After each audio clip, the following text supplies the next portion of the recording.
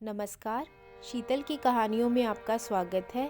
आज की कहानी है स्वाभिमानी अम्मा। आज अमर जब घर लौटा तो घर में हैरान कर देने वाली शांति थी। किसी अज्ञात आशंका के अंदेशे से अपने कमरे की तरफ बढ़ा तो उसे फ़ोन पर बातें करती अपनी पत्नी की हंसी सुनाई दी। उम्र भर के लिए अब पास ना फटकने देने का इंतज़ाम कर लिया है मैंने। गोद में सिर रखना तो दूर, अमर अब अपनी अम्मा का चेहरा तक देखने को तरस जाएगा। कुटिल हंसी के साथ धीमे स्वर में फ़ोन पर बात करती हुई मंजू की कड़वाहट भरी बातें सुनकर एक पल के लिए जैसे अमर के हृदय की गति ही रुक गई। कुछ देर तक तो उसे समझ ही नहीं आया कि यह हो क्या रहा है, लेकिन जैसे ही उसकी आंखों से पर्दा हटा उसे समझ आ गया उसकी पत्नी मंजू ने उसकी अम्मा को घर से निकालने की साजिश रची है। पत्नी की सच्चाई ने उसे झकझोर कर रख दिया तो दो झन्नाटेदार थप्पड़ अपनी पत्नी के चेहरे पर रसीद कर दिए अमर ने। उसने तय कर लिया कि वह किसी भी हाल में अपनी अम्मा को कहीं नहीं जाने देगा। भीगी आंखों से अपने कमरे में एक बैग में अपने कपड़े रखती हुई अम्मा के पैरों में जाकर गिर गया। रोया, गिड़गिड़ाया, हाथ जोड़े, लेकिन अम्मा नहीं मानी। अम्मा का स्वभाव थोड़ा अलग था। दयनीय बनकर रहना शुरू से ही अम्मा की फितरत में नहीं था। वह एक स्वाभिमानी महिला जो ठहरी सो अपने आत्मसम्मान की रक्षा करते हुए अम्मा ने एक अटल फैसला ले लिया और चली गई वृद्धाश्रम में रहने। अम्मा के जाने के बाद अमर पूरे तरीके से टूट चुका था। अम्मा को याद करते हुए उनके कमरे में बैठे हुए काफ़ी देर तक रोता रहा। तभी उसे उनके तकिए के नीचे एक लिफाफा मिला। अमर ने उत्सुकतावश लिफाफे को खोला। लिखा था, आखिर क्यों एक इंसान अपने आप को परिवार रूपी माला में पिरोता है? केवल इसलिए ना ताकि हर सदस्य एक दूसरे के सुख दुख का भागीदार बन सके। लेकिन जब वक्त और विचारों के परिवर्तन से परिवार रूपी माला टूटने लगे तो अकेले मोती की तरह लुढ़कने की बजाय वहाँ से निकल जाना ही बेहतर होता है। अपनी इज्जत बनाए रखनी हो तो ऐसा कदम उठाना ज़रूरी हो जाता है। मालूम है मुझे अमर, इस समय तेरी आंखों में आंसू होंगे, लेकिन मेरे पास केवल यही एक रास्ता था, तेरी गृहस्थी को बचाने का। कहते हैं कि एक माँ के दिल के तार अपने बच्चे की दिल से जुड़े होते हैं और जब यह तार हिलने लगते हैं तो पता चल जाता है कि किसी ने हमें याद किया है। और जिस पल हमें यह महसूस होगा, हम ज़रूर मिलेंगे मेरे बच्चे। तुम सब लोग अपना ख्याल रखना, तुम्हारी अम्मा। पत्र को पलट कर देखा तो पिछले हिस्से पर अम्मा वृद्धाश्रम का पता भी लिख कर रख गई थी। आशीर्वाद वृद्धाश्रम, बनारस। जब अमर केवल 10 वर्ष का था तो उसके पिताजी को लकवा मार गया था। तब से ही वे व्हीलचेयर पर ही थे, लेकिन उसकी अम्मा ने हिम्मत नहीं हारी। माँ और बाप दोनों की जिम्मेदारियाँ इतनी कुशलता से संभाली कि अमर देखकर दंग रह गया था।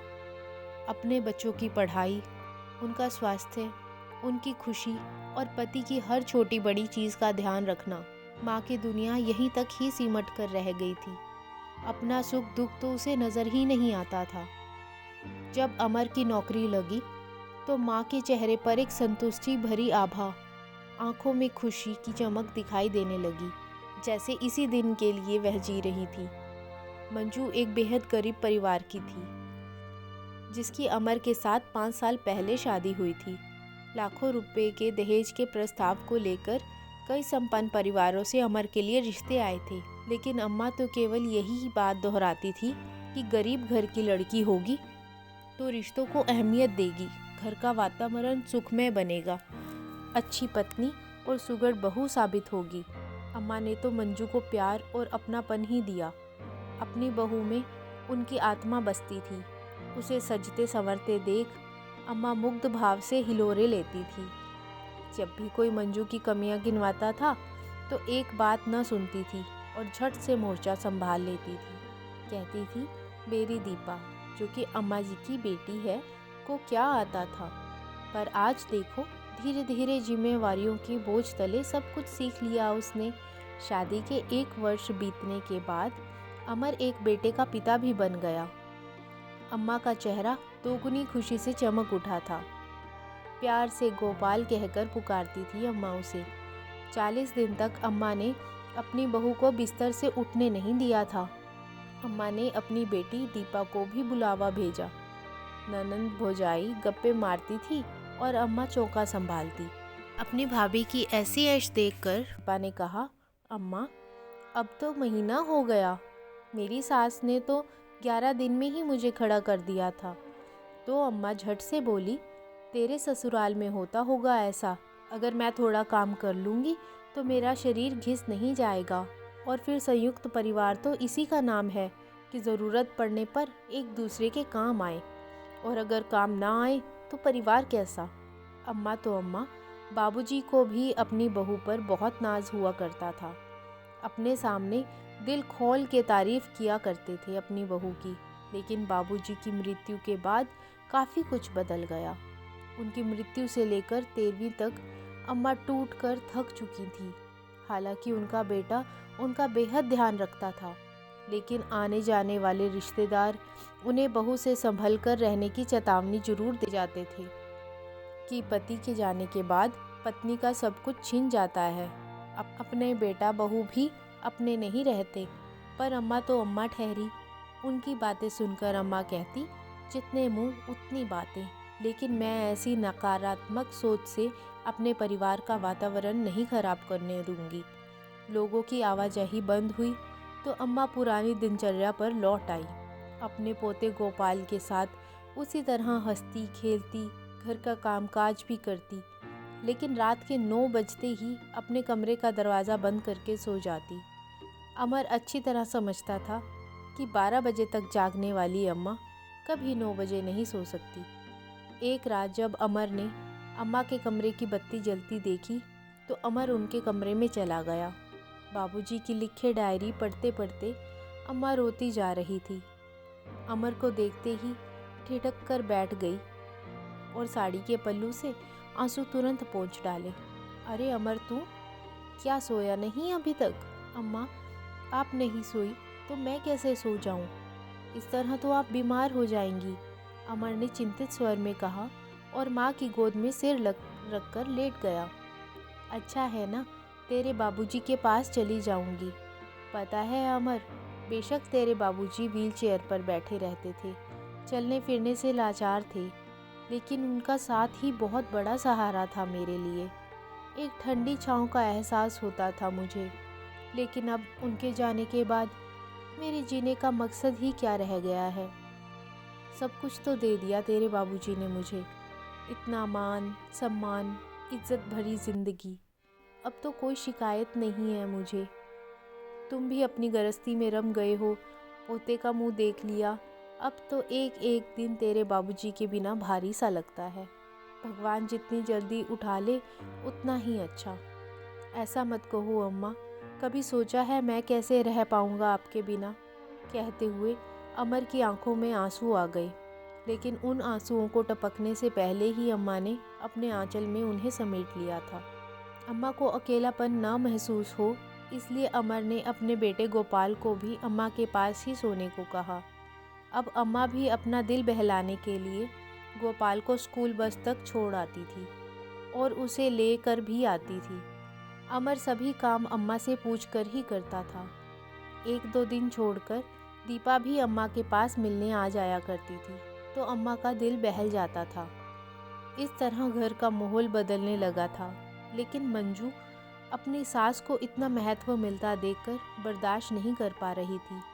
अब मंजू को हर पल लगने लगा था कि उसकी जगह उससे छिनती जा रही है। पति का ज़रूरत से ज़्यादा अपनी अम्मा के साथ लगाव उसे ज़रा भी पसंद नहीं था। आते जाते अमर को एक ही उल्हाना देती रहती, तुम्हें तो अपनी अम्मा के अलावा और कोई नज़र ही नहीं आता। जब देखो अम्मा अम्मा की रट लगाए रहते हो। अरे और भी तो लोग हैं इस घर में। इस पर अमर कहता, मंजू तुम समझती क्यों नहीं? कुछ ही समय की बात है, जैसे जैसे वक्त बीतेगा अम्मा को भी बाबूजी के बिना रहने की आदत हो जाएगी। तुम्हें भी मालूम है, दिया बाती की तरह हुआ करते थे अम्मा जी और बाबूजी। ज़रा सोचो कितनी अकेली हो गई होंगी अम्मा बाबूजी के जाने के बाद। अरे पिताजी तो मेरे भी गुजरे थे, तब तो 4 दिन की औपचारिकता निभाकर अपने घर चले आए थे आप। तब यह बातें दिमाग में क्यों नहीं आई? और यहाँ देखो 2 महीने से ऊपर हो गए बाबूजी को स्वर्ग सिधारे, अभी तक अम्मा को सिर पर बिठाए हुए हो। ऊपर से आपकी बहन अलग से धमक पड़ती है यहाँ। यह बात सुनकर अमर को बहुत गुस्सा चढ़ा, लेकिन कहीं अम्मा ना सुन ले, यह सोचते हुए उस समय उसे चुप करवा दिया। लेकिन उसे मालूम नहीं था कि पास के कमरे में बैठी अम्मा ने सब कुछ सुन लिया था। अपनी बहू की ऐसी जहर भरी कड़वी बातें सुनकर उनके तन बदन में आग सी लग गई। सोचने लगी कि सुहाग उनका उजड़ा, वैधव्य उन्हें मिला। ना आज तक उन्होंने किसी से कुछ मांगा, ना ही कभी कोई गिला शिकवा किया। बहू को बेटी से भी बढ़कर प्यार किया। फिर कैसे उनकी बहू के मन में उनके लिए इतनी कड़वाहट आ गई? क्यों उसे सारी समस्याओं की जड़ में मैं ही नज़र आती हूँ? इसके बाद अम्मा ने एक अहम फैसला लिया। वह हर रोज़ शाम को सत्संग पर निकल जाती, कुछ देर प्रवचन सुनती, लौटकर हम उम्र की औरतों के साथ बैठती और फिर घर वापस आ जाती। लेकिन शाम को जब भी अमर अम्मा के कमरे में जाता तो अम्मा को ना पाकर मंजू से सवाल करता, तो इस पर भी मंजू चिढ़कर बोलती, मुझे क्या मालूम कहाँ जाती हैं, और कुछ काम धंधा तो है नहीं, तो रोज़ शाम को उठकर घूमने निकल पड़ती होंगी। एक शाम को जब अम्मा घर लौटी तो घर कुरुक्षेत्र का मैदान बना हुआ था। अमर अपना सिर पकड़कर बैठा हुआ था और मंजू बुरी तरह से चीख चिल्ला रही थी। मेरी तो किस्मत ही फूट गई इस घर में रहकर। कुछ पैसे अपने शौक के लिए भी खर्च करना चाहूँ तो वह भी नहीं मिलते। बेटे की जिम्मेदारी है, इसलिए नौकरी भी नहीं कर सकती। अगले दिन अम्मा ने मंजू को प्यार से समझाया कि अगर तुम्हारी इच्छा है तो तुम नौकरी कर लो, गोपाल को मैं संभाल लूँगी। 4 पैसे घर में आएंगे तो तुम अपने शौक भी पूरे कर लेना। उसके बाद मंजू ने नौकरी करनी शुरू कर दी। घर का काम और बच्चे की देखभाल अम्मा कर लेती थी। फिर कुछ समय बाद एक दिन अम्मा के हाथ में एक कागज़ थमाते हुए अमर बोला, माँ, बाबूजी की इंश्योरेंस के 5 लाख मिले हैं, तो मैंने इसकी एफडी बनवा दी है आपके नाम।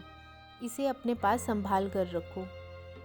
इस पर अम्मा ने कहा, अरे बेटा, मैं क्या करूँगी इतने पैसों का, तुम ही रख लो यह कागज़ अपने पास। नहीं अम्मा, पैसा तुम्हारा है, सुख दुख में तुम्हारे काम आएगा, तुम रखो। मंजू ने सुना तो अपना माथा पीटना शुरू कर दिया और अमर को आड़े हाथों लेते हुए बोली, राजी खुशी अम्मा तुम्हें अपनी जमा पूंजी सौंप रही थी, तो ली क्यों नहीं तुमने? अब तो तुम्हारी अम्मा सारी उम्र इस पैसे पर कुंडली मार कर बैठी रहेगी। इस पर अमर को भी गुस्सा चढ़ गया। दोनों के झगड़े की आवाज़ें अम्मा के कमरे तक आ रही थी। आंसुओं से भरी आंखें लिए सोच रही थी कि आखिर यह सब क्यों हो रहा है मेरे घर में। उसके बाद तो ऐसी स्थिति आ गई कि अम्मा फूटी आंख नहीं सुहाती थी मंजू को। अम्मा के हर काम में मीन मेख निकालना, हर छोटी छोटी बात पर रूठ जाना, हर किसी की बात को काटने जैसी बातें मंजू का व्यवहार का हिस्सा बनती चली गई। बाबूजी को गए जब 1 बरस बीत गया तो ब्राह्मण भोज का आयोजन किया गया। अत्यधिक तनाव की स्थिति में रहने के कारण अम्मा की घुटनों में दर्द होने लगा था, तो अम्मा खटिया बिछाकर घुटनों की मालिश करने बैठ गई। सारा खाना मंजू को ही बनाना पड़ा। खाना बनाने से संबंधित अम्मा कोई सलाह देने लगती तो मंजू उन्हें घूर कर देखने लगती। उस समय तो मंजू चुप रही, लेकिन ब्राह्मण भोज खत्म होने के बाद जब सब लोग चले गए तो मंजू ने हंगामा खड़ा कर दिया कि या तो अम्मा वृद्धाश्रम जाएगी, नहीं तो वो ये घर छोड़कर चली जाएगी, या तो अब इस घर में मैं रहूँगी या अम्मा।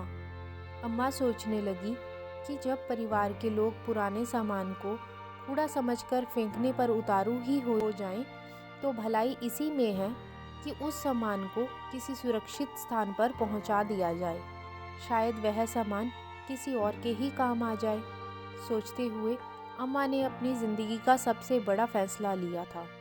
बेटा, अब मेरी ज़िंदगी बची ही कितनी है, मेरे लिए तू अपनी गृहस्थी में दरार मत डाल।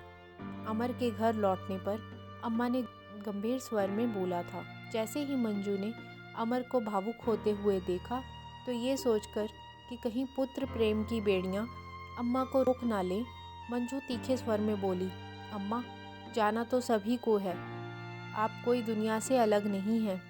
और रही दरार की बात, तो वह तो कब से पड़ चुकी है। अब तो ये सोचिए कि कहीं ये दरार खाई में न बदल जाए। अपने बेटे की गृहस्थी सही सलामत चाहती हैं तो चली जाइए वृद्धाश्रम। आए दिन अम्मा पर तिरस्कार की बौछार करती हुई मंजू बस इसी इंतज़ार में बैठी थी कि कब अम्मा घर छोड़े और उसे संपूर्ण सफलता हासिल हो। और आखिरकार उसकी नापाक कोशिशें सफल हो ही गई और अम्मा वृद्धाश्रम चली गई। आज अम्मा के जाने के बाद अमर अपनी माँ के लिखे हुए पत्र को पढ़कर फूट फूट कर रोने लगा। धीरे धीरे 1 साल बीत गया, लेकिन आज भी अमर रोज अपनी माँ के पत्र को पढ़कर उसे सीने से लगाकर रखता था। हमेशा पत्र में उसे ढेर सारा वात्सल्य समेटे झुर्रियों भरा चेहरा लिए वो माँ नजर आती थी, जिसने हमेशा उसे प्यार ही दिया, जिसने 9 महीने उसे अपनी कोख में रखा, अपने रक्त मांस से खींचा और अपने आंचल की ठंडी छांव दी, जिसमें रहकर वह स्वयं को खुशनसीब महसूस करता था। पत्र पढ़ते हुए अक्सर उसके आंसू पत्र पर गिर जाते थे। अब तो पत्र पर लिखे हुए बहुत से शब्द भी उन आंसुओं से धुंधले पड़ गए थे। एक दिन सुबह अमर अम्मा का पत्र खोले बैठा था। पत्र पढ़कर अमर के मन में विचारों की बाढ़ सी आ गई। मंजू चाय लेकर अंदर आई तो अमर ने चाय पीने से मना कर दिया। अमर की आवाज़ के भारीपन से ही मंजू ने अंदाज़ा लगा लिया था कि अम्मा के लिए अमर की दबी ढकी भावनाएं फिर से जागृत हो चुकी हैं। अम्मा ने उसे कुछ कहना चाहा, लेकिन उसकी बात काटते हुए अमर ने कहा, मैं माँ से मिलने बनारस जा रहा हूँ।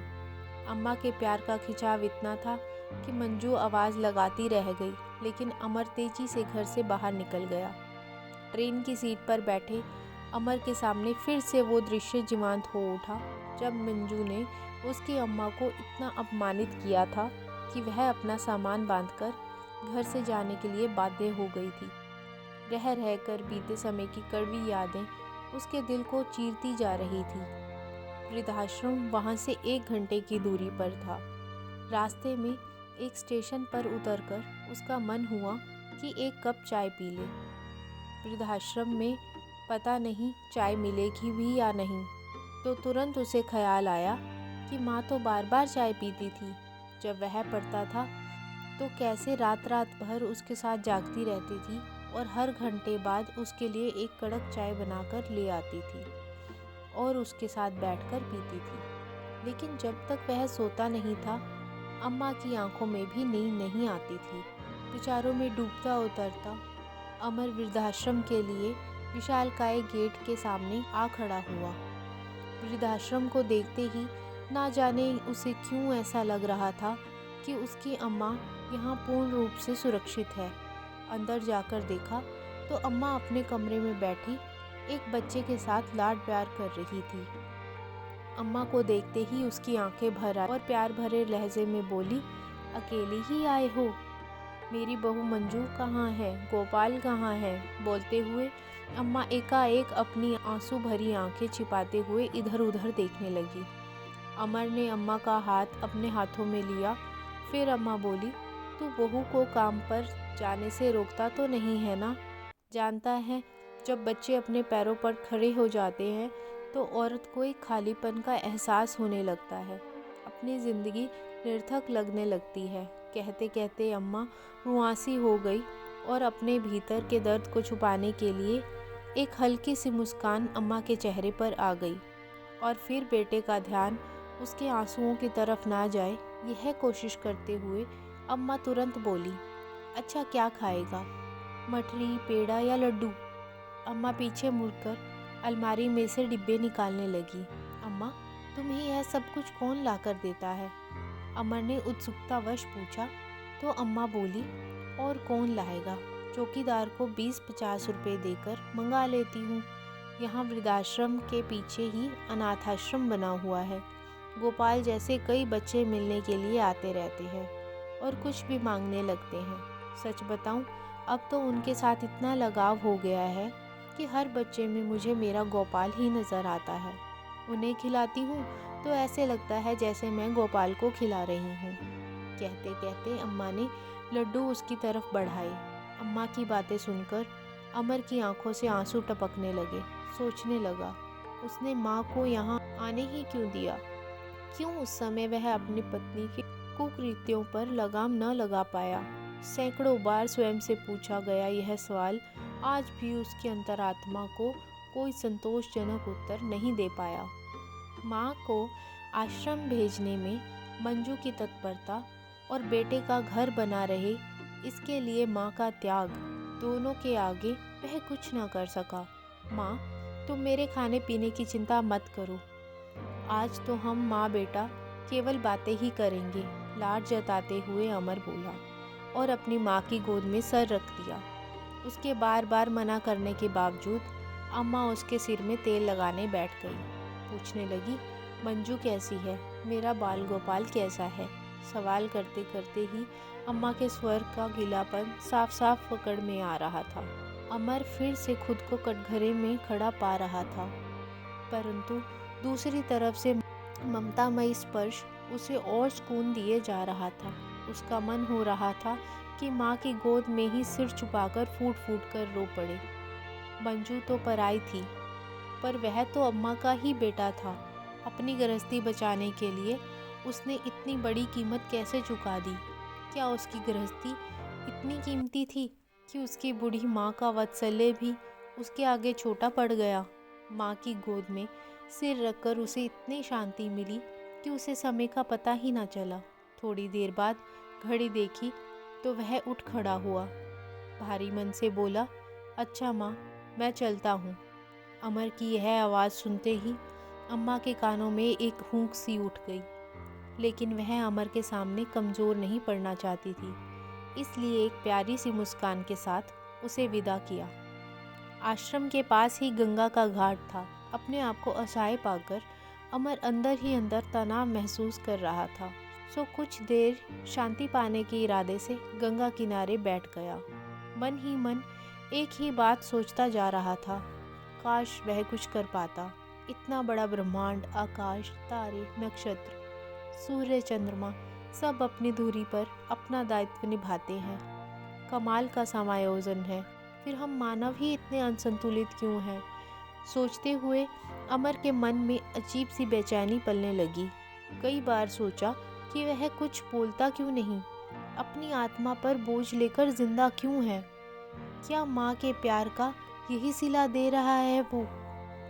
सोच ही रहा था कि एकाएक छपाक की आवाज़ आई और किसी औरत की चीख सुनाई दी, बचाओ, मेरा बच्चा डूब रहा है, कोई तो बचाओ। बेचैन माँ के हृदय विदारक चीख सुनाई पड़ते ही अमर अपने विचारों से बाहर आ गया। तब तक उस बच्चे को बचाने के लिए माँ भी उसके पीछे नदी में डुबकी लगा चुकी थी। ना माँ का पता, ना बच्चे का। 3-4 लोग पानी में संघर्ष करते दिखाई पड़ते थे। थोड़ी देर में बच्चा तो ढूंढ लिया, लेकिन माँ नहीं मिली। लगता है बच्चे को बचाने की जद्दोजहद में माँ ने ही जल में समाधि ले ली। लोग चीखने लगे, बेचारा बच्चा अनाथ हो गया। माँ को तैरना नहीं आता था तो कूदी क्यों, बेचारी डूब गई। यह दृश्य देखते ही अमर के मन में दिल चीर देने वाला ख्याल आया कि अगर मैं डूब रहा होता तो मेरी माँ भी यही करती, लेकिन मैं खुद कायर की तरह अपनी पत्नी के हाथों की कठपुतली बना रहा, केवल इसलिए कि घर की शांति भंगना हो। लानत है मुझ पर। बड़े बुजुर्ग तो घर की नींव होते हैं, बिना नींव के भी घर टिका है क्या कभी? एक पल में उसने निश्चय कर लिया, अब चाहे जो हो जाए वह अपने घर को फिर से वही आशियाना बनाएगा जिसमें उसकी अम्मा की बेपरवाह हंसी गूंजा करती थी। अब वो अपने घर की नींव को मजबूत बनाएगा तो फिर उसका घर आंधी तूफान सब झेल लेगा। सोचते ही वह सधे कदमों से माँ को अपने साथ वापस ले जाने के लिए आश्रम की ओर चल पड़ा। जैसे ही आश्रम में माँ के कमरे की तरफ पड़ा तो सामने का दृश्य देखकर उसके पैरों तले ज़मीन खिसक गई। मंजू अम्मा के चरणों में बैठी थी और रोते रोते बोल रही थी, माँ, अमर से तो मैंने बहुत गुजारिश की थी कि एक बार मुझे माँ से मिलना है, पर वह नहीं मानते। मानते भी कैसे? मेरे दुर्व्यवहार के कारण तो आपको बेघर होना पड़ा था। मैंने हरकत भी तो ऐसी ही की थी। मेरे प्रति उनका विश्वास ऐसा टूटा जिसे मैं आज तक वापस नहीं ला पाई। सच बताऊं तो अम्मा, मेरा यह दुर्व्यवहार आज मुझे ऐसे मुकाम पर ले आया है जहां रुपया, पैसा और आरामदायक ज़िंदगी होते हुए भी घर खाली है। आपके होते हुए मैं निश्चिंत होकर स्कूल जाती थी, लौटती थी तो सब पका पकाया मिलता था। अहम की अग्नि में राख हुई मैं यह भी नहीं जान पाई कि जो आनंद गोपाल को आपके साथ मिलता था वह महंगे खिलौनों में कहाँ मिलेगा। अमर के घर से निकलने के बाद मेरे मन में प्रश्न उठा, क्या स्नेह की आंच से माँ के मन को ठेस हुई कोमल भावनाओं को पिघलाया नहीं जा सकता? आज मैं अपने आप को रोक नहीं पाई अम्मा। अपने सामने अपराधिनी बनी मंजू की बातों की सच्चाई जानते हुए अम्मा की आंखों से भी आंसू की अविरल धारा बह निकली। सास बहू दोनों एक दूसरे को स्नेह भरी नज़रों से देखते हुए रो पड़े, तो उधर अमर उन दोनों के बीच हुई बातें सुनकर फूट फूट कर रो पड़ा। अमर, तू वापस आ गया? अपने आंसू पोंछते हुए अम्मा बोली। अम्मा, मैं तो जा रहा था, लेकिन मेरा दिल नहीं माना, तो ठान लिया कि मैं आज आपको यहाँ से बिना लिए नहीं जाऊँगा। चलो मंजू, अम्मा का सामान पैक करो, अमर ने कहा तो अम्मा ने दोनों को गले से लगा लिया। देर आए दुरुस्त आए, यह नज़ारा देखते हुए उनके आसपास इकट्ठे हो चुके वृद्ध लोगों में से एक ने कहा तो वृद्धाश्रम के बाकी लोगों की आंखों में भी आंसू आ गए और अचानक से आश्रम का पूरा हॉल तालियों से गूंज उठा। यह कहानी आपको कैसी लगी कमेंट बॉक्स में ज़रूर बताना। चैनल को लाइक, शेयर और सब्सक्राइब करना मत भूलिएगा। धन्यवाद।